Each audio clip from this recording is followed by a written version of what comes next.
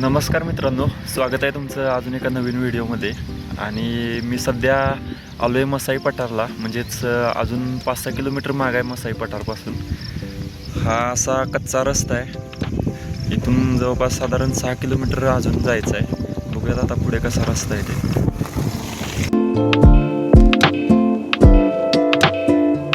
मी सध्या इथे कॉर्नरला थांबलो आहे. तुम्ही हा बोर्ड पाहू शकता. या बोर्डपासून हा जो रस्ता आतमध्ये गेला आहे त्या रस्त्याने आपल्याला वरती जायचं आहे.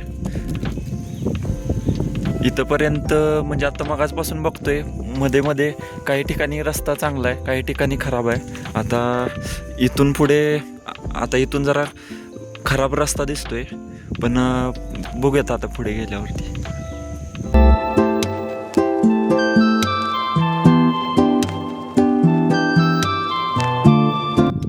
फायनली मसाई पठारवरती पोहोचलोय मित्रांनो. जिकडे नजर जाईल तिकडे सगळं पठारच पठार दिसतोय.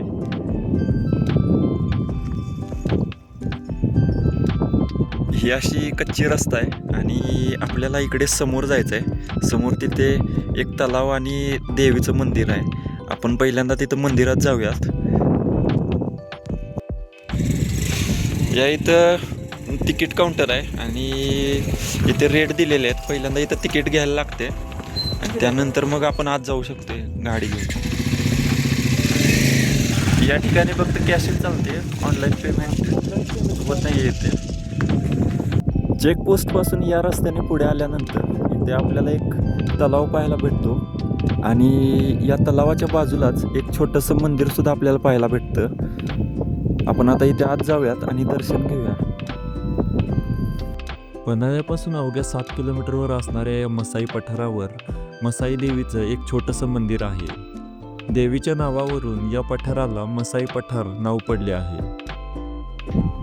इथे वाटेतच आपल्याला पन्हाळा पावनखिंड विशाळगड मोहिमेसाठी असे मार्किंग लावलेले पाहायला भेटतात.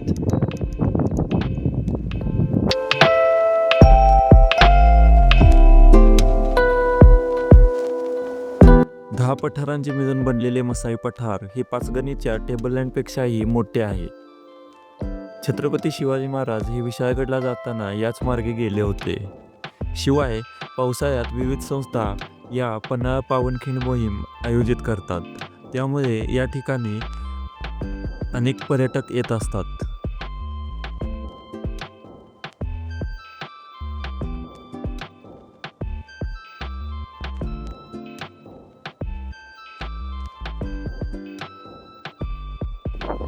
मंदिराजवळच आपल्याला हे असे काही अवशेष पाहायला भेटतात. आम्ही आत्ताच दर्शन घेतलंय आणि आम्ही आता ह्या रस्त्याने सरळ पुढे पांडव लेणीकडे जाणार आहोत.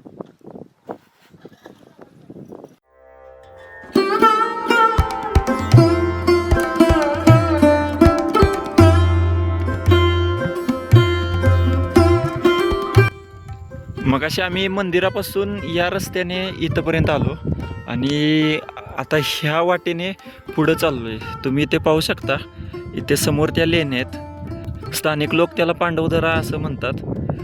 आपण आता तिथे केव्जमध्ये जाऊयात. इथे वरती गाड्या लावलेल्या दिसतात आणि तिथून एक लोखंडी जिना आहे, तो उतरून खाली जायचा आहे. आणि या केव्ज बघितल्यानंतर आपण या पाठीमागच्या रस्त्याने सरळ खाली गावात उतरूयात. इथून हे असं स्टीलचं ग्रिल आहे. या ग्रिलला फॉलो करत आपल्याला तिकडे लेण्यांमध्ये जायचं आहे. मसाई देवीच्या मंदिरापासून थोड्याच अंतरावर प्राचीन पांडवदरा लेणी आहेत.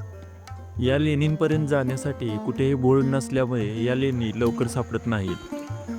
काही जणांच्या मते या बौद्ध लेणी आहेत, तर अभ्यासकांच्या मते या ब्राह्मणी पद्धतीच्या लेणी आहेत. बौद्ध पंथांपैकी महायान हिनयान पंथीय लेण्यांमध्ये बुद्ध मूर्ती अथवा स्तूप असतो. शिवाय लेण्यांमध्ये बौद्ध भिक्खूंना मुक्कामासाठी विहारामध्ये ओटे तयार केलेले असतात. तर ब्राह्मणी म्हणजेच शैव व वैष्णव लेण्यांमध्ये निवासस्थानांची कमतरता व प्रदक्षिणापथासाठी कमी जागा या गोष्टी प्रामुख्याने दिसून येतात. सध्या या लेण्यांमध्ये भव्य अशी एक लेणी आहे. या लेणीमध्ये गारवा जाणवतो. तसेच या लेणीमध्ये एक देवळी आहे. शेजारी अजून एक लेणी असून झाडे असल्यामुळे ती पटकन दिसून येत नाही. लेणीच्या बाहेर एक पाण्याचा स्रोत देखील आहे.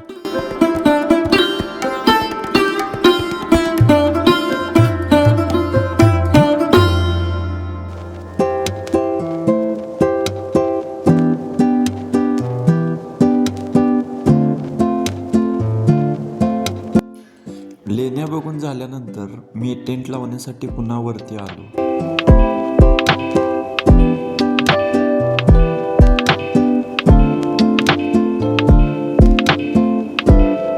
आज पहिल्यांदाच टेंट लावलाय आणि तुम्ही बाजूचं हे दृश्य पाहू शकता. सगळीकडं हिरवळच हिरवळ आहे.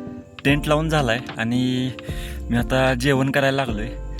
घरून येतानाच डबा घेऊन आलेलो, तेव्हा आता जेवण करतो आणि परतीच्या प्रवासाला लागतो.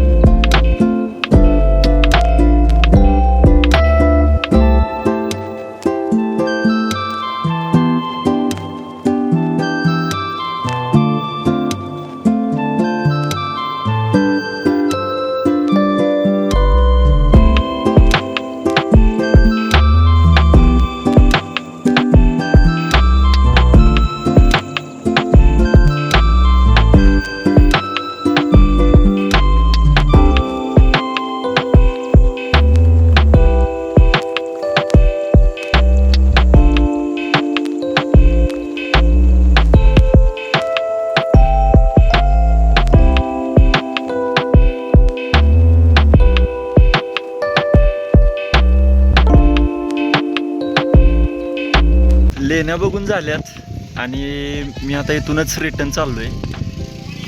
तेव्हा भेटूयात मग पुढच्या व्हिडिओमध्ये.